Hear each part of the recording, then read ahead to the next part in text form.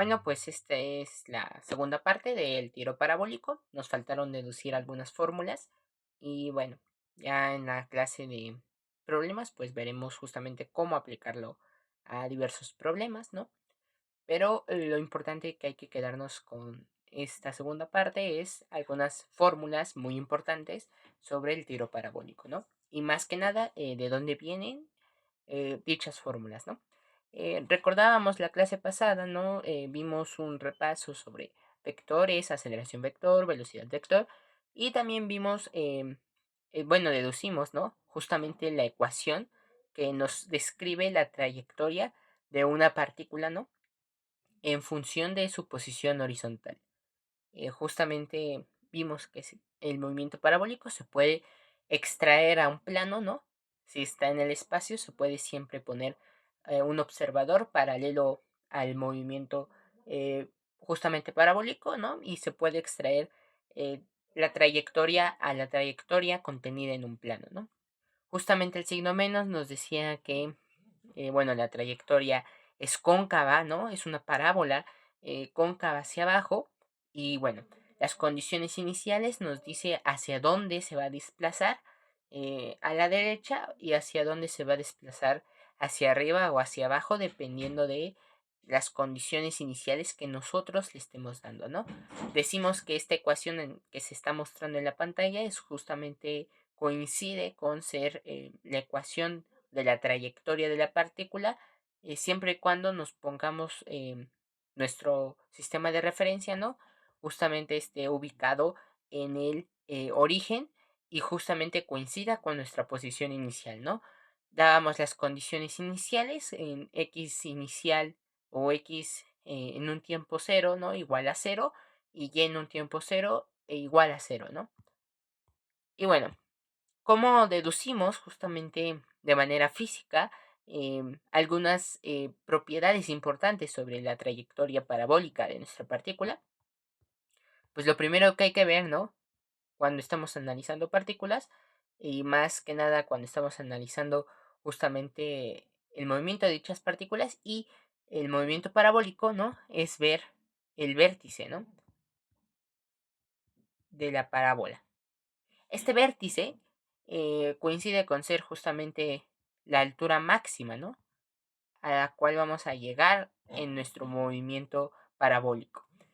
Una interpretación matemática, pues, es justamente el máximo de la función descrita por esta expresión de acá, ¿no? Eso podemos hacerlo, ¿no? Derivamos y igualamos a cero, pero vamos a darle una interpretación más física a justamente a qué significa estar en el vértice, ¿no? Cuando nosotros justamente vamos a hacer un movimiento parabólico, pues nos vemos influenciados por la aceleración de la gravedad, ¿no? Que para fines prácticos, pues va a apuntar hacia abajo, ¿no? Pensando nosotros justamente que hacia abajo es el suelo. Sin embargo, debido a que nosotros estamos en contra de la aceleración de la gravedad, ¿no? Nuestro movimiento va hacia allá, con una velocidad inicial v0 y un ángulo θ, pues justamente vamos a tener una desaceleración, ¿no? Es decir, la aceleración está actuando en contra del movimiento de la partícula. La velocidad de la partícula va en el eje y positivo, ¿no? Y la aceleración justamente que coincide con ser la aceleración de la gravedad, pues va hacia abajo, ¿no? Va en el sentido y negativo.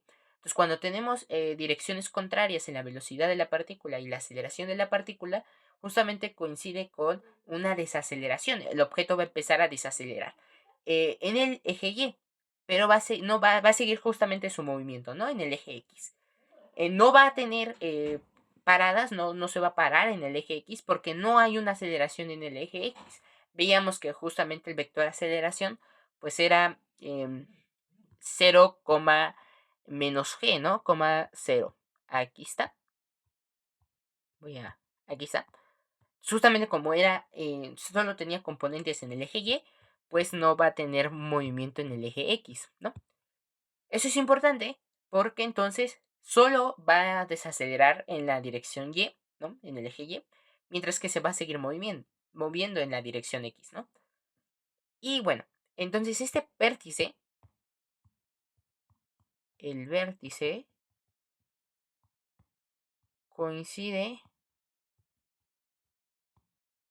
cuando la velocidad v de y, ¿no? En función del tiempo, pues es cero. Esto debido a la desaceleración que ocurre cuando estamos actuando en contra de la aceleración de la gravedad, ¿no? Veamos que en una caída libre, nuestro objeto justamente cuando la personita lanzaba hacia arriba la pelota, pues alcanzaba una altura máxima, ¿no? Porque la aceleración de la gravedad la iba desacelerando, ¿no? Por cómo actuaba. La pelotita iba hacia arriba y la aceleración hacia abajo. Dirección contraria, hay una desaceleración. Entonces va a llegar a un punto donde va a alcanzar una velocidad igual a cero. La velocidad va a ir disminuyendo hasta alcanzar el cero. El momento en el que alcance el cero, pues decimos que es la altura máxima. Que justamente aquí es lo mismo.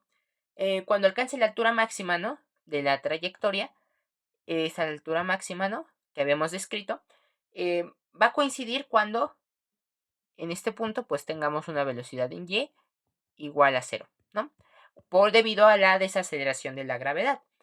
Entonces la velocidad en y va a ir disminuyendo. Sin embargo, como ya mencioné, no va a ir disminuyendo la velocidad en x, ¿no? Y eso es importante porque las ecuaciones se van a modificar, las ecuaciones que habíamos deducido, pero justamente vamos a seguir teniendo velocidad, ¿no? Y es por eso que se sigue moviendo. Una vez alcanzada su velocidad, su altura máxima, ¿no? Perdón, justamente va a seguir moviéndose. Debido a que hay una velocidad en x. No se para, ¿no? Y no cae hacia abajo. Se va a seguir moviendo en la dirección en x. Y bueno, pues ahora su movimiento va a ser, va a ir apuntando hacia el piso, ¿no? Va a ir cada vez acercándose más al piso hasta chocar con el piso, ¿no? Es generalmente lo que vemos. Lanzamos una pelota de manera parabólica, vemos que alcanza una altura máxima y justamente se regresa hacia el piso, ¿no? Hacia acá, hacia este punto. Y bueno, para sacar las ecuaciones o para hallar esta altura máxima, ¿no? Y el tiempo en el que tarda en llegar a esta altura máxima, pues vamos a ocupar las ecuaciones de movimiento. Justamente teníamos, ¿no? Esta ecuación. Y en función del tiempo, pues era y0, ¿no?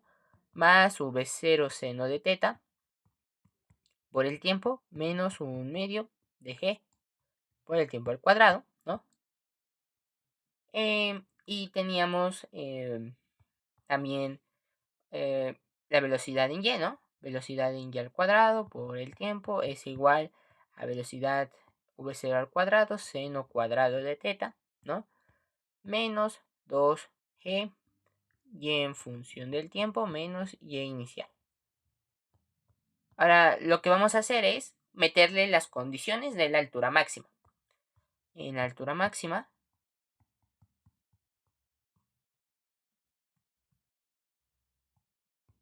justamente teníamos vy en función del tiempo, pues era igual a 0, ¿no?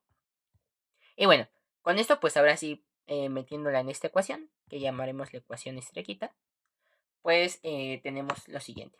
En estrellita, como tenemos justamente que la velocidad en y es igual a 0, ¿no? Pues tendríamos 0 igual a v0 al cuadrado, seno cuadrado de teta, menos 2g. Y bueno, justamente lo que vamos a hacer es lo siguiente. Nosotros nos vamos a parar nuestra velocidad inicial, ¿no? v0 con el ángulo teta. Nuestra posición inicial va a coincidir con el origen, ¿no? Es decir, vamos a tener x0 igual a 0 y y0 igual a 0, ¿no?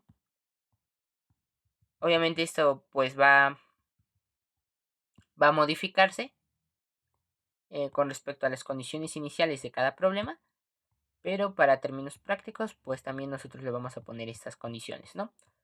Y bueno, también es importante saber que cuando nosotros pongamos las condiciones y0 igual a 0 y x0 igual a 0, estas fórmulas son válidas en dichas condiciones, ¿no? Si nosotros modificamos las condiciones, las ecuaciones cambian un poco. Siempre y cuando teniendo en cuenta, pues, justamente cómo las vamos a ir cambiando las condiciones iniciales, ¿no? Entonces aquí tenía y max ¿no? Y bueno, menos 0. Entonces de acá pues tengo v0 al cuadrado seno cuadrado de teta es igual a 2g por y max. Y bueno, fácilmente pues despejando, entonces tenemos la primera ecuación. Y max igual a v0 al cuadrado seno cuadrado de teta sobre 2g. Y bueno, veamos que justamente coincide, ¿no? Con dimensionalmente hablando, ¿no? El seno cuadrado no tiene dimensiones, la velocidad tiene dimensiones de metros sobre segundo, ¿no? Los elevamos al cuadrado. Es metros cuadrados sobre segundo al cuadrado y los dividimos entre metros sobre segundo al cuadrado, entonces se cancelan cada una de metros cuadrados con metros y segundos cuadrados con segundos cuadrados y sí te queda dimensionalmente correcta dicha ecuación, ¿no? Entonces esta es la ecuación de la altura máxima, ¿no? Y bueno, ya entonces esa es la posición del vértice, ¿no? En el eje Y justamente coincide pues que las coordenadas pues son el X en dicha altura máxima y justamente con el Y max, ¿no? Una vez teniendo el Y max, ¿cómo puedo sacar el tiempo? Bueno, pues recordemos también las otras ecuaciones que teníamos, ¿no? Aparte, de manera general, teníamos lo siguiente.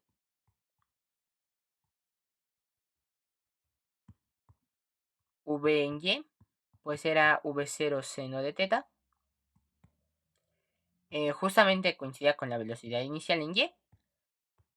Y bueno, aquí sube V en Y, evaluado en el tiempo t, menos gt, ¿no? Este era pues como la ecuación 1 que habíamos visto, ¿no?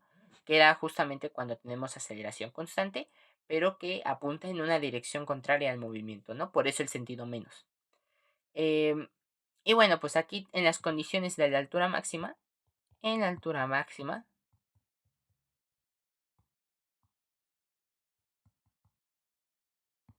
que justamente coincide con ser Vy de t igual a 0, ¿no?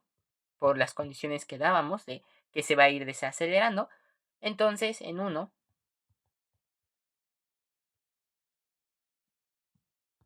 teníamos lo siguiente. Teníamos 0 igual a v0 seno de teta. Coincidía con menos gt. Entonces teníamos el v0 seno de teta sobre g igual al tiempo, ¿no? Y este le va a tomar un tiempo t característico, un tiempo t asterisco, que es el tiempo en el que tarda justamente en llegar a esa altura máxima, ¿no? Partiendo de nuestra posición inicial, llega a esta altura máxima. Y bueno, esa es otra expresión. Ahora bien, nosotros veíamos en caída libre, ¿no?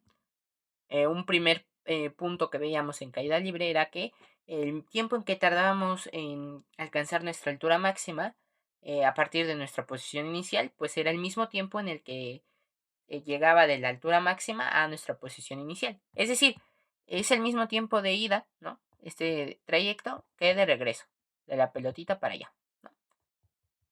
Y esto va a ser el mismo tiempo, ¿no? Debido a que, bueno, vamos a partir del reposo, ¿no? Cuando estemos en esta altura máxima, ¿no? Partimos del reposo y nos vamos acelerando, ¿no? Pero nos vamos a ir acelerando la misma cantidad, eh, en la misma cantidad, ¿no? Que como nos vamos a ir desacelerando cuando subimos. Entonces, el tiempo en que tarda en desacelerar va a ser el mismo tiempo en que tarda acelerar, ¿no? Entonces, el tiempo de ida es el mismo que el tiempo de regreso. Eso ocurre porque la aceleración es constante, ¿no? Y bueno, también por otros aspectos de que se ve como la gravedad como un campo conservativo, pero no lo vamos a ver aquí.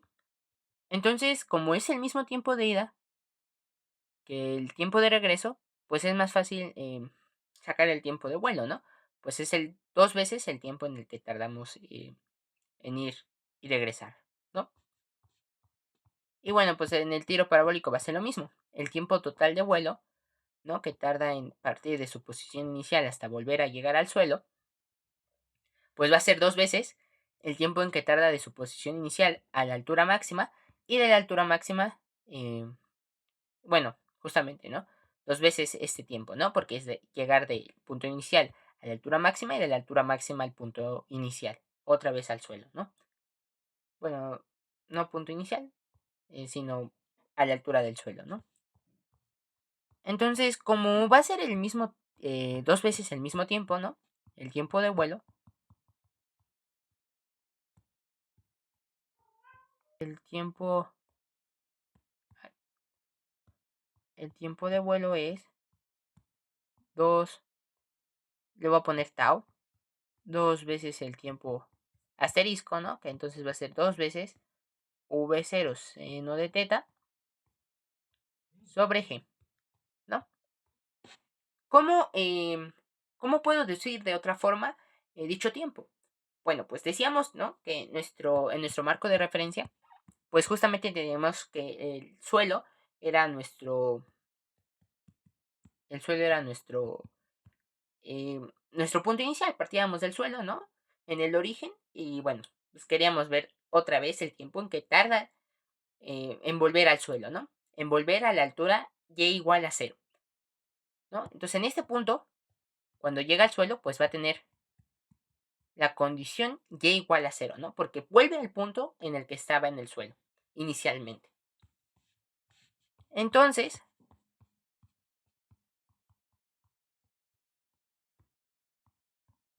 el tiempo de vuelo ocurre cuando y en función del tiempo, pues era otra vez cero, ¿no? Y bueno, pues justamente siguiendo las condiciones que habíamos visto anteriormente, ¿no? Pues teníamos lo siguiente. Voy a poner esta para acá. Entonces teníamos justamente dicha condición, ¿no? Y en esta expresión de acá, que era una ecuación de movimiento que habíamos visto,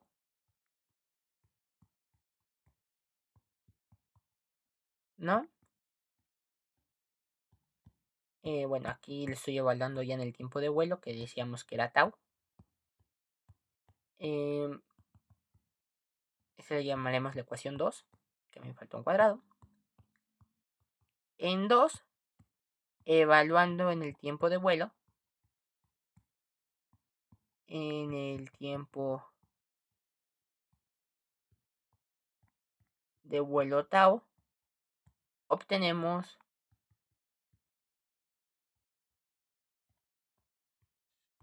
y bueno, ¿qué obteníamos? Pues ya evaluado en tau, era y0 más v0 seno de teta por t menos, bueno, por tau, perdón, menos un medio de g por tau al cuadrado, ¿no? Ahora, pues esta era igual a 0, ¿no? Por la condición que dábamos cuando llegaba el tiempo de vuelo. Y esta inicialmente también es igual a 0, ¿no? El y0.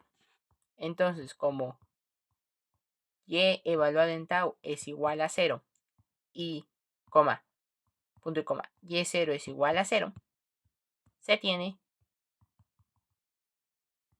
0 igual a 0 más v0 seno de teta por tau menos un medio de g por tau al cuadrado, ¿no? Pasamos del otro lado sumando, ¿no? El un medio de g por tau al cuadrado.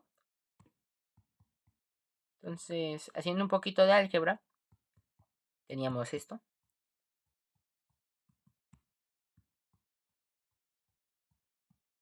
Y bueno, cancelamos un tau, porque aclarando que el tiempo de vuelo pues no es cero, ¿no? Eh, justamente porque ya estamos tomando como el tiempo de vuelo, ¿no? También en el tiempo inicial está en el suelo, ¿no? También en el tiempo inicial coincide que esté en el suelo, ¿no? Cuando t es igual a cero, pero cuando ya consideramos que justamente ya hizo el movimiento parabólico, el tiempo ya no es cero, ¿no? Entonces sí podemos cancelar el tau Y despejando tau, tenemos lo siguiente. Despejando tau, tenemos tau igual a V0, dos veces, perdón, V0 seno de teta sobre G.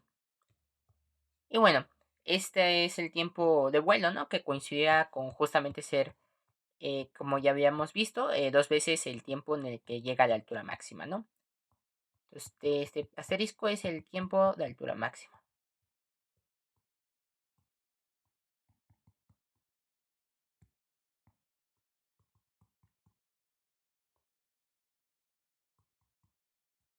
Ahí está. Y entonces, bueno, ya tenemos el tiempo de vuelo, ya tenemos la altura máxima. ¿Qué nos gustaría también saber?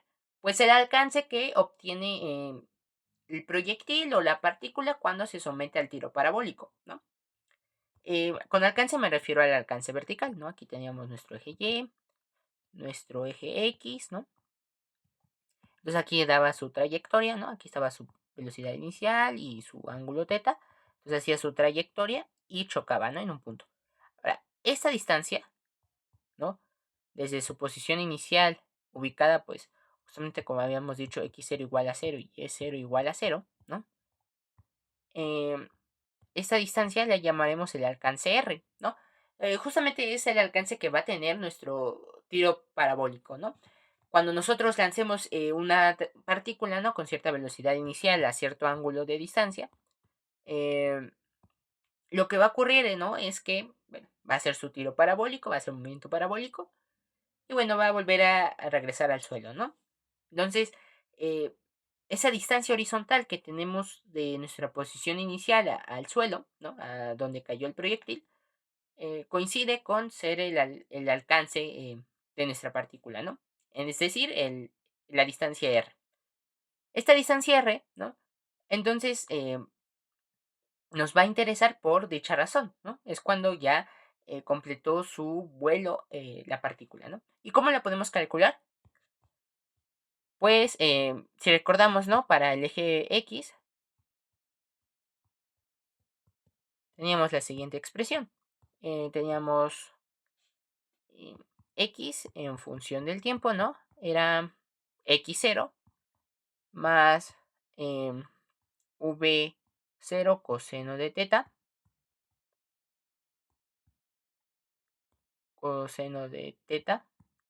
por tau, ¿no? Como es por t, por el tiempo. Entonces, cuando ya llega a su alcance R, ¿no? Tenemos que ya hizo justamente el tiempo que pasó, ya es el tiempo de vuelo, ¿no? Ya hizo su vuelo completo, ya siguió el movimiento parabólico, entonces el tiempo en el que tenemos que evaluar para alcanzar el tiempo, para alcanzar en la distancia en X el alcance R, es el tiempo de vuelo, es decir, es el tiempo tau, ¿no? Evaluando en tau, o evaluando en el tiempo tau,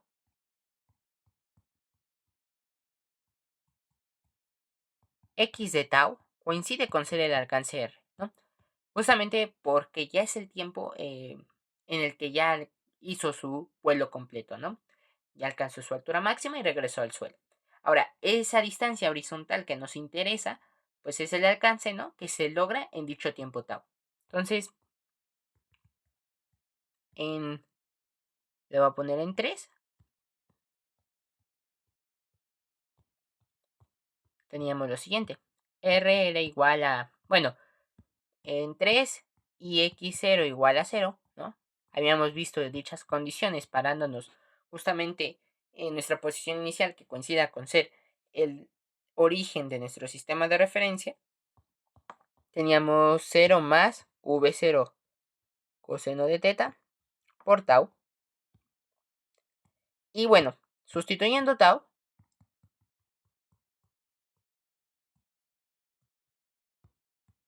obteníamos lo siguiente. R va a ser igual a v0 coseno de teta. Y bueno, tau, recuerdo que era esto, ¿no? Les recuerdo que era esto. Entonces, tenemos 2v0 seno de teta, ¿no? sobre G. Y bueno, esto va a ser 2v0 al cuadrado, ¿no? Por el v0 que está dentro del paréntesis y el que está afuera. Seno de teta, coseno de teta sobre G. Y bueno, esto va a ser igual a v0 al cuadrado. Déjenme ponerlo así. 2 seno de teta, coseno de teta, ¿no? Sobre G. Resulta, ¿no? Que tenemos la siguiente identidad. 2 seno de teta, coseno de teta, pues coincidía con ser el seno del ángulo doble, ¿no? Recordando, entonces teníamos lo siguiente. El alcance R, pues es v0 al cuadrado, ¿no? Y bueno, esto, el seno del doble ángulo, pues aparece en esta expresión de acá. Entonces sustituimos y nos queda lo siguiente. Sobre eje. Ahora bien, el alcance, ¿no?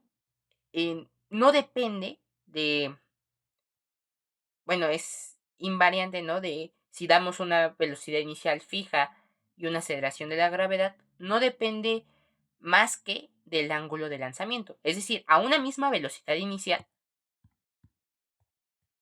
a una misma v0, este ángulo θ nos va a determinar qué tan lejos va a llegar, ¿no? Va a llegar. No es lo mismo que vaya a llegar a esta distancia, ¿no? A que si nosotros lo lanzamos a una distancia más empinada. Posiblemente llegue más corto, ¿no? Y no sea tanta la distancia a la que recorre. Entonces, ¿cómo sabemos cuál es el ángulo óptimo, ¿no? Ángulo óptimo de lanzamiento.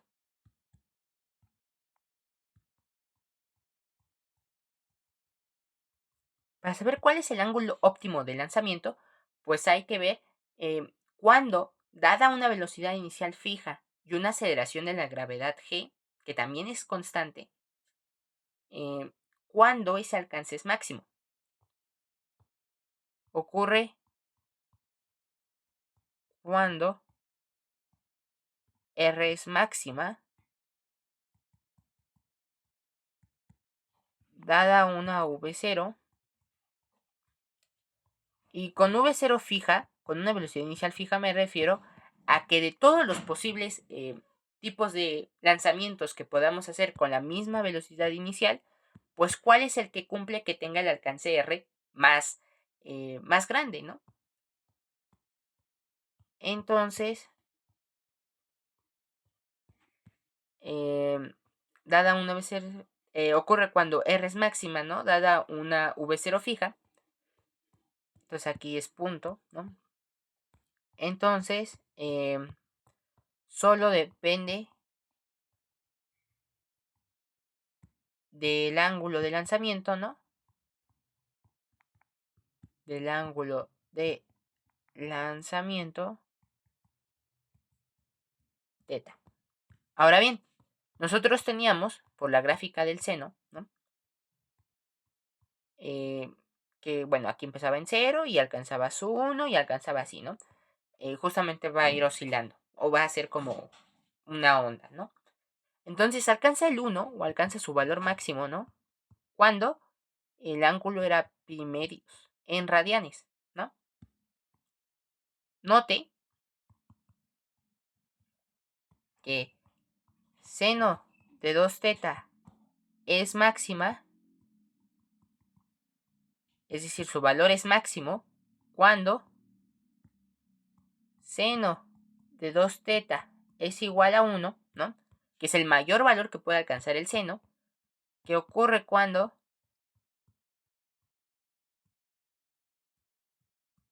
justamente 2θ pues coincidía con ser pi cuartos. Bueno, cualquier múltiplo de pi cuartos, perdón, aquí era pi cuartos, perdón, era pi medios, 90 grados, ¿no? También 90 grados, ¿no? Entonces, cuando el seno es 90 grados, pues es 1. Cualquier múltiplo de 2pi o cualquier múltiplo de 360 grados de 90 grados, ¿no? Va a seguir coincidiendo con que el seno sea máximo. Es decir, ¿a qué me refiero con eso? Eh, bueno, si aquí tengo pi medios, ¿no? Que es 90 grados, y después me voy hacia la derecha o hacia la izquierda, justamente 360 grados o 2pi, ¿no? Y hablando en radianes, justamente porque radianes es la forma más común de manejarla aquí en la física, ¿no? Entonces, hablando de si nosotros nos vamos de pi medios una distancia 2pi hacia la derecha, una distancia 2pi hacia la izquierda, ¿no? Tenemos que el seno va a seguir siendo máximo. Entonces, cualquier múltiplo de pi medios, ¿no? Eh, Cualquier múltiplo de 2pi más pi medios, ¿no? Es decir, cualquier traslación que me haga 2pi va a coincidir con ser 1, el seno, ¿no? Va a ser máximo. Pero nosotros nos vamos a quedar en pi medios, ¿no? Por las restricciones que vamos a tener. Y es que, ¿qué restricciones vamos a tener? Pues de manera física, nosotros solo nos podemos mover 2pi radianes, ¿no? O 360 grados. De hecho, si el suelo pues no es algo que nosotros podamos traspasar, pues solo nos vamos a poder, nosotros solo vamos a poder medir 180 grados.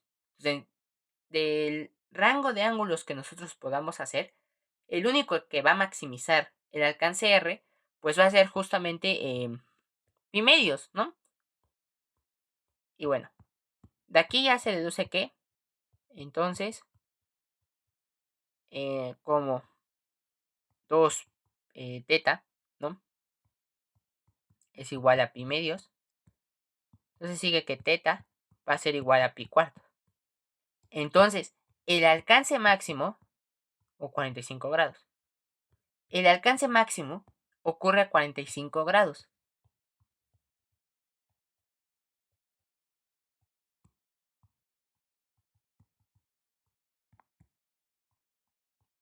Ocurre a 45 grados, ¿no? O pi cuartos radianes. Es decir, de todos los posibles ángulos, ¿no? Que podamos hacer nuestro lanzamiento, el ángulo óptimo o el ángulo de mayor alcance horizontal va a ser aquel que coincida con ser de 45 grados, ¿no?